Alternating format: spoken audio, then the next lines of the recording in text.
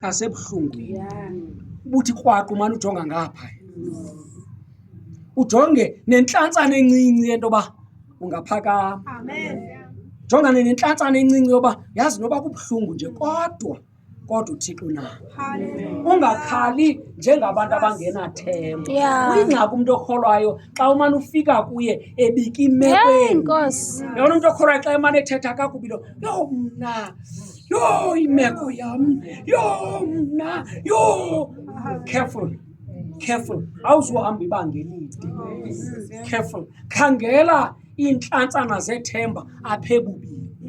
Khangela indlela yophakama apha emekweni ebuhlungu. Yabona xa unoThixo there is always hope. Xa uThixo ekhona enhliziyweni there is always hope.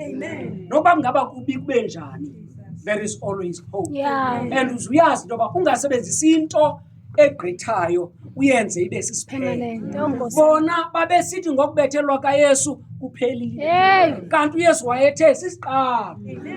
Wayethe kumele umsindisi agqithe kunzimeni andule ukuya eluzukweni. Indlela eya eluzukweni igqithe emnqamlezweni. Babelibele. Indlela eyentsikelelweni kaThixo igqithe entlango. Babelibele. Bona bavele bathi intlango sisiphelo.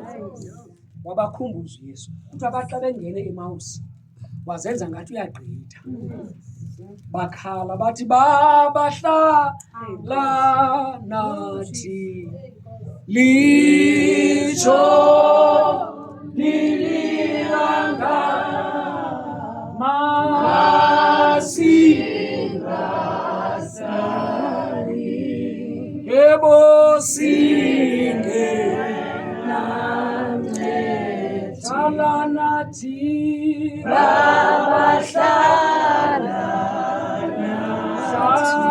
nathi lisho nililanga masingasali singenamncedi hlala nathi babahlala nathi lisho nililanga masingasali singenamncedi. Ithi iBhayibhile wabuya wangena kunye nabo kulo mzana kuthiwa yi-Emawusi. Kuthiwa wahlala nabo etafileni kanti kwakusekulungiswe nesonka okanye isapha. Haleluya. Kuthiwa bathi xa behlala etafileni wasithabatha isonka wabulela wasiqhekeza wabanika. Bathi xa isenje njalo baqaphele avuleka amehlo ngoba bebe nobudlelwane noYesu. Bamqaphela uYesu ngezinto azenzayo ebudlelwaneni.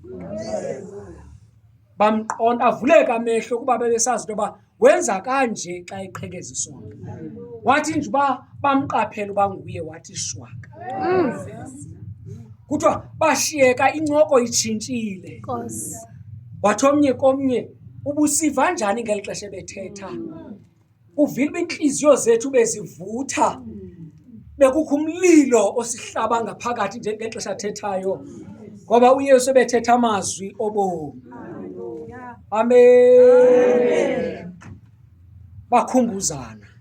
Kuthiwa bathi nje within an hour bajika bathi ayikhona sizulala e-Emawusi masiphindele eYerusalema.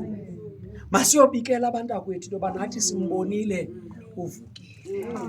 Uhambo obeluqale ngosizi nodano lwaphetha seyiluhambo lwemvuselelo. Jesus. Ngala maxesha kanye anzima asifaka kuwo uThixo, apho aye asityhilele ubunzulu bezinto zakhe. Kanye xa sigqitha kumaxesha entandabuzo, kumaxesha okuphelelwa ngamandla, apho uzibuza into yobana ingaba isekhona ni-future kule nto. Kukuloo maxesha kanye apho uThixo aye azibonakalisa into yoba unguThixo. Bajika babuyele eYerusalem bevuya, bembonile into yoba uvukile uYesu. Ukhumbula into yoba koomama babeye engcwabeni bababikela into yoba uvukile, khange bakholelwe. Bangakholelwa nasemveni koba abanye abafundi beyile bayoqinisekisa engcwabeni, bangakholelwa. But this time uYesu ngenxa into yoba ebona iintliziyo zabo ezazisezincama zijika, wazibonakalisa kubo endleleni eya e-Emmaus. Babuya hlala phela emvalini amandla, hlala emva. Baphetha bebuya sebenethemba, babuya sebenokholo, babuya sebenemvuselelo. Yazi bazalwane, uThixo uyamangalisa. Kwelinye ixesha xa eza kuvuselela, ezawuvuselela nangawe, uqale akuyeke untlitheke kakhulu, ubethe the rock bottom, kanti ngawe uzawufundisa abaninzi, kanti ngobakho ubomi uzakwenza isifundo kwabaninzi. Akuyeke uThixo untlitheke kakhulu, kanti uza kusebenzisa kakhulu ukubeka isitampu sotywino lokuba uvukile uYesu. Kwathatha into yoba la madoda akhalale aye e-Emmaus. Xa esiye e-Emmaus adibana nomsindisi ovukileyo, wabaqinisekisa into yoba jongani ndivukile. Babuyele eYerusalem sebeyobeka isitampu esithi nathi simbonile. Xa oomama ebebesiya engcwabeni bephethe iziqholo ekuzeni kusa, besithi babuye ingcwaba li-empty, kukho nengelosi ibabikela into yoba uvukile, uba ngaba ubungayikholelwa, baphinde baya ooYohane engcwabeni, bafika ingcwaba li-empty, nelineni bimsongele ibekwe kakuhle. Nathi singabe sithathu to say simbonile, simbonile. Bazalwane, ndilapha ukuthi kwelinye ixesha ukuze umbone kakuhle, uba ngathi uyakuyekela, uba ngathi akakukhathalelanga, uba ngathi akahoyanga, kuba ngathi uthule, kuba ngathi akaphenduli, ukwenzela uba ukwazi ukumbona kakuhle. Umbona kakuhle xa kubuhlungu, umbona kakuhle xa into zobubomi eziphathekayo nezibonakalayo zikuphoxa.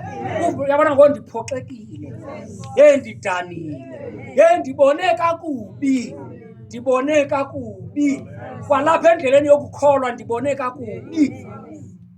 Kulapho kanye azawavula amehlo kamoya, umbone ophila naphakade, umbone uYesu ovukileyo ekufeni. Haleluya. Ameni. Babuya sebethetha ngolunye uhlobo, and andiyazi uba umgama ongange-11 kilometers singawumeta kangakanani, singathi kukusuka apho kuyaphi, kodwa ngumgama ngakumbi kumntu ohamba ngenyawo.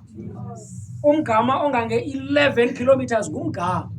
Xa bezawuphinda kabini i-22 kilometers behamba ngenyawo, zange bawuve laa mgama ngenxa yento yayisenzeka ngaphakathi. Zingadida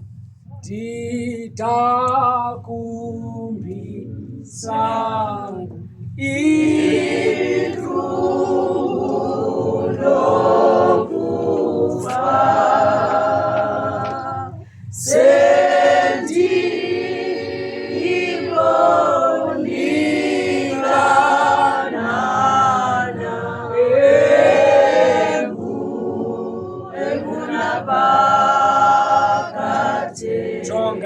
sukulinge uphoxe uThixo ngenxa yezinto zasemhlabeni zethutyana.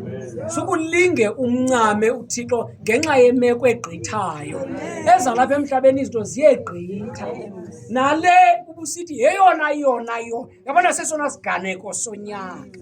Sizawugqitha silibaleke. Esi siganeko sasemnqamlezweni kwabafundi yayiyeyona nto ebabecinga into yobana soziphele, soziphume ezingqondweni zabo. kodwa iyagqitha nayo. Ngale yakho intlungu izawugqitha. Sukumkala uThixo ngale nto igqithayo. Le yiyeke igqithe, kodwa ujonge kuThixo ngunaphakade. Umbone uYesu owavukayo. Bazalwane, evukile nje uvukele uloyiso lwethu. Asidingi nokumbona ngelenyama, kodwa sidinga ukukholwa kumsebenzi opheleleyo waseCalvary. Simbone esoyisela kwiimeko ebezinokusoyisa. Ake simeni ngenyawo siyathandaza.